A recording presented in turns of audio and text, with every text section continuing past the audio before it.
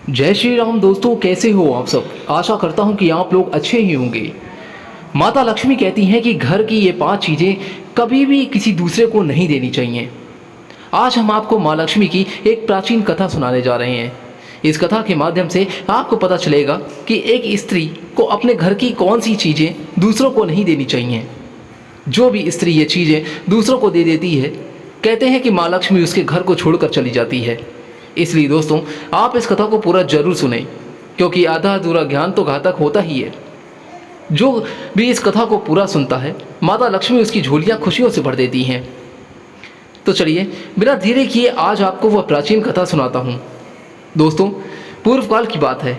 मध्य देश में एक अत्यंत शोभामान नगरी थी। उस नगरी में एक राधिका नाम की स्त्री अपने पति और सास ससुर के साथ निवास करती थी।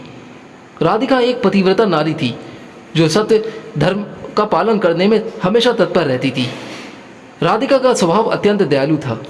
वह सदैव दूसरों की सहायता करती थी, हमेशा किसी न किसी की मदद किया करती थी। राधिका का पति शुभम एक दुकानदार था जिसकी अनाज की एक दुकान थी। वह बाजार में लोगों की ज़रूरत की चीज़ें बेचा करता था। राधिका अपने पति से बहुत ही अधिक प्रेम करती थी और उसे ही परमेश्वर मानकर उसकी सेवा किया करती थी। राधिका नित्य प्रति से पहले जागती थी, अपने घर का आंगन स्वच्छ करती थी, फिर रंगोली बनाकर आंगन की सजावट करती। उसके बाद वह अपने घर को स्वच्छ करती। फिर स्नान आदि कार्य संपन्न करके वह तुलसी को जल देती थी और देवी देवताओं का पूजन करती थी। इस प्रकार से वह रोज अपने नित्य कर्म करती थी। राधिका ने कभी किसी का अनादर नहीं किया। वह सभी के साथ मधुर वाणी में बातें करती थी। सभी लोग राधिका को देखकर कहने लगे थे कि यह तो साक्षात लक्ष्मी के समान गुणों वाली स्त्री है। यह अपने परिवार का कितने अच्छे से ख्याल रखती है। इसके अलावा राधिका दान धर्म करते समय कभी अपने हाथ पीछे नहीं खींचती थी। उसके द्वार पर जो भी याचक आता वह उसे दान दिए बिना कभी नहीं भेजती थी। कहने का तात्पर्य यह है कि चाहे कोई भी आता, उसको वो कभी भी खाली हाथ नहीं जाने देती। उसके द्वारा से कोई खाली हाथ कभी जाता भी नहीं था। जो भी भूखा उसके द्वार पर आता वह भरपेट भोजन करके ही लौटता था, जिससे उसके द्वार पर आए हुए सभी याचक अत्यंत प्रसन्न होकर उसे आशीर्वाद देकर लौट जाते थे। इतना ही नहीं, राधिका अपने पड़ोसियों को भी सहायता करती थी। उसके पड़ोस में जो भी गरीब और दुखी लोग रहते थे उन्हें भी वह नित्य भोजन दिया करती थी। पड़ोसियों को ये चीज़ें लगती, राधिका बिना विचार किए ही दे दिया करती थी, जिस कारण से राधिका के पड़ोसी भी उसका बहुत अधिक सम्मान करते थे। वे कहते थे, अहो ये राधिका तो साक्षात देवी है। देवी साक्षात माँ अन्नपूर्णा ने ही राधिका के रूप में जन्म लिया है। लोग जब भी राधिका की प्रशंसा करते तो वे सभी उसके विषय में अच्छी बातें ही करते, लेकिन लोगों की बातें सुनकर भी राधिका ने कभी घमंड नहीं किया। वह उन सभी को आदर और सम्मान से ही बातें करती थी। फिर एक दिन की बात है, राधिका की एक पड़ोसन उसके घर पर आती है। राधिका उसका स्वागत करती है और बड़े प्रेम से उसे कहती है कि हे बहन, हमारे घर में तुम्हारा स्वागत है। आज किस कारण से तुम्हारा मेरे घर पर आगमन हुआ है? यदि कोई वस्तु चाहिए तो मुझसे मांग लो, मैं तुम्हारी अवश्य मदद करूंगी। राधिका की पड़ोसन कहती है कि हे राधिका बहन, आज मेरे घर पर बहुत से रिश्तेदार आए हैं। उनके लिए मैं भोजन बना रही हूँ, इसलिए मैं तुम्हारे पास रोटी बनाने के लिए चकला बेलन और तवा मांगने आई हूँ। यदि तुम कुछ समय के लिए मुझे चकला बेलन और तवा दे दोगी तो बड़ी ही कृपा होगी। मैं काम हो जाने के बाद तुम्हें बहुत जल्दी ही लौटा दूंगी। राधिका कहती है कि हे बहन, इसमें क्या बड़ी बात है? अभी मुझे चकला बेलन की आवश्यकता नहीं है, इसलिए तुम मेरा चकला बेलन और तवा ले जा सकती हो। रुको, मैं अभी तुम्हें लाकर देती हूँ। फिर राधिका रसोई घर में जाती है और रसोई घर से चकला बेलन और तवा लाकर उस पड़ोसन को दे देती है। तब पड़ोसन कहती है कि हे बहन, तुम्हारा बहुत बहुत धन्यवाद। आज तुमने मेरा काम सफल कर दिया। मैं अपने मेहमानों को भोजन कराकर तुम्हारा चकला बेलन बहुत जल्दी ही लौटा दूंगी। राधिका कहती है कि हे बहन, चिंता की कोई बात नहीं है। जब तुम्हारा कार्य पूर्ण हो जाएगा तब तुम मुझे लौटा देना। फिर वह पड़ोसन राधिका का चकला बेलन और तवा लेकर चली जाती है। कुछ समय बाद अन्य एक स्त्री राधिका के घर पर आती है। राधिका उसका भी प्रेम से स्वागत करती है और पूछती है, पधारो बहन, आज तुम्हें मुझसे क्या काम है? संकोच न करो और बताओ तुम्हें मुझसे क्या चाहिए, मैं तुम्हारी मदद जरूर करूंगी। तब वह स्त्री कहती है कि हे बहन, मेरे घर में बहुत गंदगी हो गई है और मेरे घर को साफ करने के लिए मेरे पास कुछ भी नहीं है।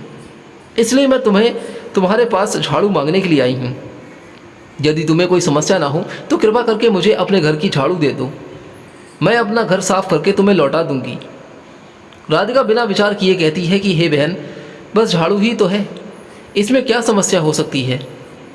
तुम यहीं रुको, मैं अभी तुम्हें अपने घर की झाड़ू ला कर देती हूँ। इतना कहकर राधिका घर के अंदर जाती है और झाड़ू लेकर वापस आ जाती है और राधिका उस स्त्री को झाड़ू दे देती है। वह स्त्री राधिका के घर की झाड़ू को लेकर अपने घर को लौट जाती है और फिर कुछ देर के बाद एक अन्य स्त्री राधिका के घर पर आती है। राधिका उसका भी बड़े प्रेम से स्वागत करती है। राधिका कहती है कि पधारो बहन, क्या बात है, आज मेरे घर पर किस कारण से आना हुआ। तुम्हें जो कुछ भी चाहिए निसंकोच होकर मुझसे मांग लो, मैं तुम्हारी सहायता अवश्य करूंगी। तब वह स्त्री कहती है कि हे राधिका बहन, तुम बहुत बड़ी दयालु हो। मैंने तुम्हारे बारे में बहुत कुछ सुना है और तुम सभी की मदद करती रहती हो, इसलिए मैं तुम्हारे पास एक छोटी सी मदद मांगने के लिए आई हूँ। राधिका कहती है कि हे बहन, संकोच न करो, तुम्हें जो कुछ भी चाहिए अगर कोई इच्छा है तो मांग लो। यदि मेरे घर में होगा और मेरे बस में होगा तो मैं मना नहीं करूँगी, मैं तुम्हारी सहायता अवश्य करूँगी। तब वह स्त्री कहती है कि हे राधिका बहन, आज मेरी बेटी को देखने के लिए लड़के वाले आ रहे हैं, इसलिए मैं चिंता में हूँ। मेरे पास पहनने के लिए एक भी गहना नहीं है, तो मैं अपनी बेटी को क्या दूँ। उसके पास पहनने के लिए अच्छे वस्त्र भी नहीं है, इसलिए कृपा करके मुझे आप थोड़े गहने और वस्त्र उधार में दे दीजिए, केवल एक दिन के लिए। जब लड़के वाले देखकर चले जाएंगे तो मैं तुम्हारे गहने लौटा दूंगी। उस पड़ोसन की बात सुनकर राधिका कहती है, बस इतनी सी बात है बहन, तुम चिंता मत करो, तुम्हारी पुत्री मेरी छोटी बहन की जैसी है, उसकी सहायता में मैं अवश्य करूंगी। मैं अभी तुम्हें मेरे गहने और साड़ी देती हूँ, जिसे पहनकर तुम्हारी पुत्री राजकुमारी सी लगेगी। फिर राधिका अंदर जाती है और गहने और साड़ी लेकर वापस आ जाती है और उस पड़ोसन को दे देती है। वह पड़ोसन प्रसन्न होकर राधिका के गहने और साड़ी को लेकर वापस चली जाती है। फिर शाम हो जाती है और एक अन्य पड़ोसन राधिका के घर पर आती है। राधिका उसका भी बड़े प्रेम से स्वागत करती है और कहती है कि पधारो बहन, आज किस कारण से मेरे घर पर आपका आना हुआ, बताओ मैं तुम्हारी किस प्रकार से सहायता कर सकती हूँ। अगर तुम्हें कुछ चाहिए तो निसंकोच होकर मुझसे कहो, मैं तुम्हारी मदद जरूर करूँगी। वो पड़ोसन कहती है कि हे राधिका बहन, तुम बहुत बड़ी दयालु हो और तुम सभी की मदद करती हो, इसलिए मैं तुम्हारे घर पर आई हूँ। मेरा बच्चा बहुत भूखा है और उसे पिलाने के लिए दूध नहीं है, इसलिए मैं तुम्हारे पास दूध मांगने के लिए आई थी। अगर थोड़ा सा दूध मिल जाता तो बड़ी कृपा होती। राधिका कहती है कि अरे बहन, इसमें कौन सी बड़ी बात है, लो अभी मैं तुम्हें दूध दे देती हूँ। राधिका रसोई घर में जाती है और थोड़ा सा दूध लेकर वापस आती है और उस पड़ोसन को दे देती है। वह पड़ोसन प्रसन्नता से उस दूध को लेकर चली जाती है। इस प्रकार से राधिका अपने सभी पड़ोसियों की मदद कर देती है और प्रसन्न होकर घर का काम करने में लग जाती है। फिर रात होते ही उसका पति घर लौट आता है। राधिका अपने पति को प्रणाम करती है और उसकी खूब सेवा करती है। रात को दोनों पति पत्नी आनंद से सो जाते हैं। फिर दूसरे दिन वे जागते हैं तो उन्हें एक बहुत ही बुरी खबर कानों में पड़ती है। एक आदमी अचानक से दौड़ते हुए राधिका के घर पर आता है और राधिका के पति से कहता है कि हे भाई, कल रात को किसी ने आपकी दुकान लूट ली है, सारा माल गायब है। राधिका का पति एकदम से घबरा जाता है और दौड़ते हुए अपने दुकान पर जाता है। वहाँ जब जाता है तो वह देखता है कि उसका सारा माल किसी ने लूट लिया है। वह देखता है कि उसकी दुकान में रखा हुआ सारा धन वह भी चोरी हो चुका है। वह दुखी और बहुत ही हताश और निराश होकर घर वापस लौटता है और राधिका को सारी बात बताता है, जिसे सुनकर राधिका बहुत दुखी हो जाती है। राधिका कहती है कि आप चिंता न कीजिए जी, हमारे घर में अभी बहुत सारा रखा हुआ है, जिससे आप फिर से व्यापार शुरू कर सकते हैं।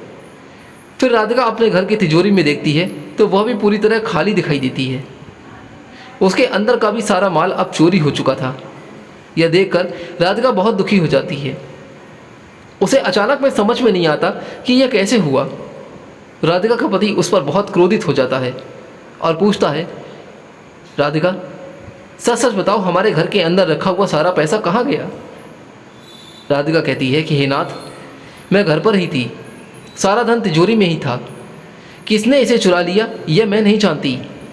कृपया आप शांत हो जाइए, हम कोई ना कोई उपाय जरूर ढूंढ लेंगे।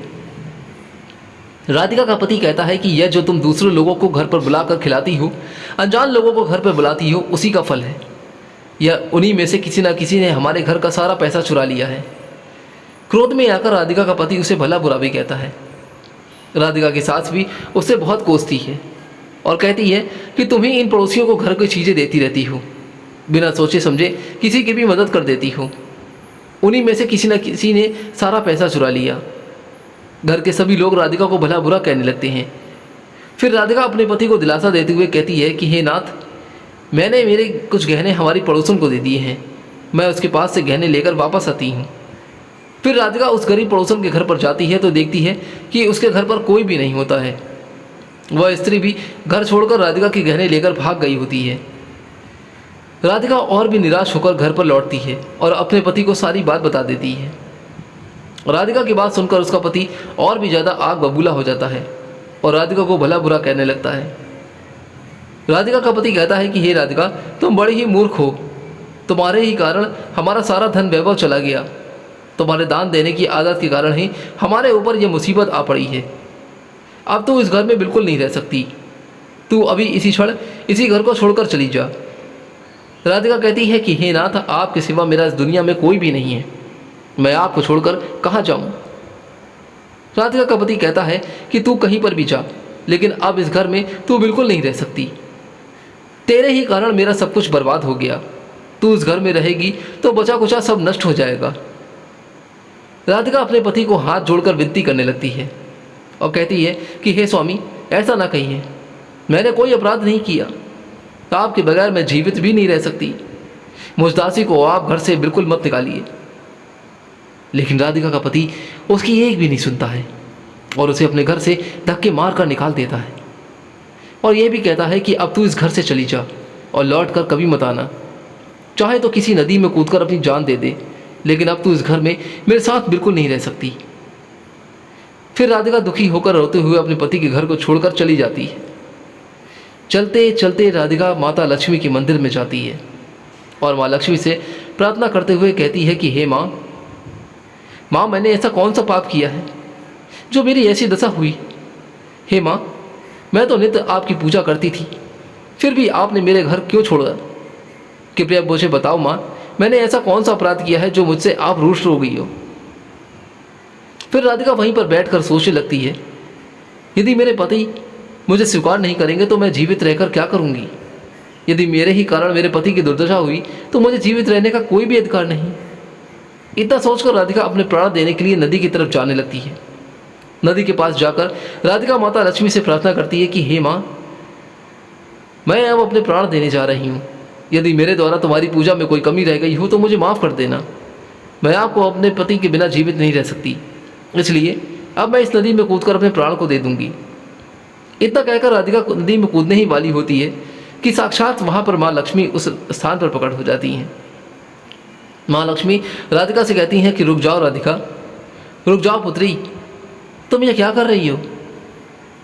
राधिका आंखें खोल कर देखती है कि साक्षात माँ लक्ष्मी उसके सामने खड़ी हैं। माँ लक्ष्मी के दर्शन करके राधिका तो बहुत प्रसन्न हो जाती है और फिर माँ को बराबर नमस्कार करते हुए कहती है कि हे माँ लक्ष्मी, मुझ पर कृपा करो, मुझे क्षमा करो माँ, मैं बहुत बड़ा पाप करने जा रही थी। देवी लक्ष्मी कहती हैं कि हे राधिका, मनुष्य को स्वयं अपने प्राण नहीं लेने चाहिए, यह महापाप है। ईश्वर ने जो शरीर प्रदान किया है उसे ऐसे नष्ट नहीं करना चाहिए। राधिका कहती है कि हे माँ, मैं विवश हूँ, मेरे पति ने मेरा त्याग किया है और स्त्री को अपने पति के बिना नहीं रहना चाहिए। मैं अपने पति के बिना जीवित नहीं रह सकती, इसी कारण से अपने प्राण देने जा रही हूँ। देवी लक्ष्मी कहती हैं कि हे राधिका, जब मैं सब कुछ जानती हूँ और यह भी जानती हूँ कि तुम्हारे पति ने तुम्हारा त्याग क्यों किया, यह सब तुम्हारी ही भूल के कारण हुआ है। तुमने अनजाने में कुछ ऐसी चीज़ों का दान किया था जिसके कारण मुझे तुम्हारा घर छोड़कर जाना पड़ा।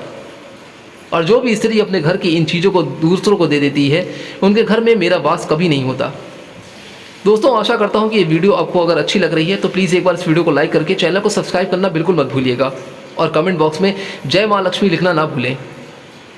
मैं उन वस्तुओं के साथ ही उनका घर छोड़कर चली जाती हूँ जब कोई स्त्री ऐसी वस्तुओं को किसी और को दे देती है। तब राधिका कहती है कि हे माँ, ऐसी वह कौन सी वस्तु है, कृपया आप मुझे बताइए। मैंने ऐसी कौन सी वस्तु का दान किया जिसके कारण आपने मेरा घर छोड़ दिया, पति ने मुझको छोड़ दिया। देवी लक्ष्मी कहती हैं कि हे पुत्री, अब तुम ध्यान से सुनो। मैं तुम्हें उन चीज़ों के बारे में बताती हूँ जो किसी भी स्त्री कोई दूसरे को नहीं देनी चाहिए। इन चीज़ों का दान करने पर मैं उसके घर को छोड़कर चली जाती हूँ। हे राधिका, सबसे पहली वस्तु है चकला बेलन और तवा। किसी भी स्त्री को अपने घर का चकला बेलन और तवा कभी दूसरों को नहीं देना चाहिए। रसोई घर में इन वस्तुओं का महत्व सबसे अधिक होता है। इन वस्तुओं की पवित्रता सदैव ही बनी रहनी चाहिए। इन्हीं वस्तुओं से भगवान विष्णु को प्रसाद बनाया जाता है और तवे पर बनी पहली रोटी भी गाय को खिलाई जाती है। इसलिए इन वस्तुओं को हमेशा स्वच्छ और शुद्ध बनाए रखना चाहिए। दूसरों को देने पर यह अपवित्र हो सकती है और फिर इनका उपयोग करना अशुभ फल प्रदान करता है। इसलिए राधिका, तुमने अपने रसोई के घर के चकला बेलन और तवा अपनी पड़ोसन को देकर सबसे पहली बड़ी भूल की है। आगे माँ लक्ष्मी कहती हैं कि हे राधिका, अब तुम दूसरी वस्तु के विषय में भी सुन लो।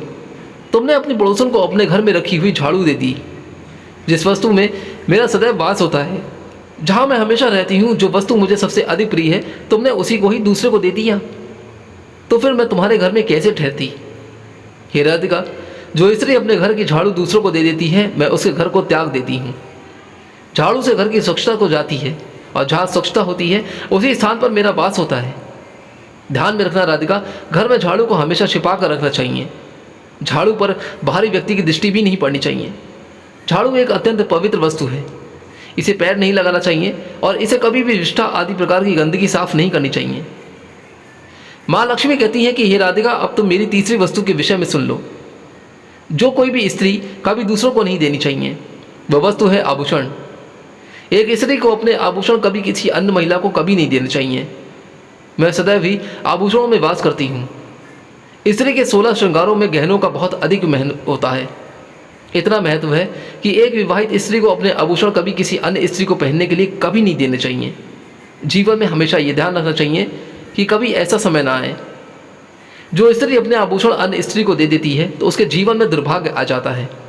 हे राधिका, अब मैं तुम्हें तुम्हारी चौथी वस्तु के विषय में बताती हूँ। किसी भी मनुष्य को शाम हो जाने के बाद कभी सफ़ेद रंग की वस्तु का दान नहीं करना चाहिए, किंतु तुमने शाम के समय दूध का दान किया। शाम को दूध का दान करने से जीवन में दुर्भाग्य आता है। शाम को सफ़ेद रंग की चीज़ों का दान करने से मनुष्य के जीवन में अशुभ काल आ जाता है। माँ लक्ष्मी कहती हैं कि हे राधिका, अब मैं तुम्हें उन सभी वस्तुओं के बारे में बता दिया है जिनका कभी दान नहीं करना चाहिए। ये वस्तुएं कभी दूसरों को उधार में अथवा उपयोग में कभी नहीं देनी चाहिए। राधिका कहती है कि हे माँ, हे लक्ष्मी माता, मुझसे बहुत बड़ी भूल हो गई। मैं इन बातों से अनजान थी। कृपया मुझे क्षमा करो माँ और मुझे प्रायश्चित करने का उपाय बताओ। तब देवी लक्ष्मी कहती हैं कि हे राधिका, तुमने प्रायश्चित पहले ही कर लिया है, इसलिए अब तुम अपने घर पर लौट जाओ। मैं तुम्हें तुम्हारा संपूर्ण वैभव और धन संपत्ति लौटा देती हूँ। और इतना कहकर माँ लक्ष्मी उस स्थान से अंतर्ध्यान हो जाती है। फिर राधिका भी माँ लक्ष्मी को धन्यवाद करती है और उस स्थान से अपने घर की तरफ जाने लगती है। तभी उसका पति ढूंढते हुए उसी की तरफ आ रहा होता है। वो राधिका के पास आकर उसे क्षमा मांगता है और कहता है कि हे राधिका, मुझे माफ़ कर दो। मैंने तुम्हें बहुत बड़ा बुरा कहा। तुम तो साक्षात देवी के समान हो। माँ लक्ष्मी की कृपा से हमें अपना सारा धन वैभव वापस मिल गया है। जिन लोगों ने हमारा धन लूटा था उन सभी ने हमारा धन हमें वापस लौटा दिया और तुम्हारा नाम लेते हुए क्षमा मांग ली है। यह सुनकर राधिका बहुत प्रसन्न होती है और अपने पति के साथ वापस अपने घर को लौट जाती है। माँ लक्ष्मी की कृपा से राधिका के घर में फिर से वही सुख, समृद्धि, वैभव जो चला गया था वो वापस आ जाता है। और उसके बाद से राधिका ने अपने घर की ये 4 चीज़ें कभी भी दूसरों को नहीं देती। दोस्तों, आज की ये वीडियो आपको कैसी लगी? आशा करता हूँ कि इस वीडियो से आपको बहुत ही अपार ज्ञान भी प्राप्त हुआ होगा। अगर वीडियो पसंद आई, कथा पसंद आई हो तो इस वीडियो को लाइक करके चैनल को सब्सक्राइब जरूर कर दीजिएगा। कमेंट बॉक्स में जय माँ लक्ष्मी लिखना ना भूलें। फिर मिलता हूँ जल्दी ही कोई और अच्छी वीडियो के साथ। तब तक के लिए जय माँ लक्ष्मी, जय श्री राम।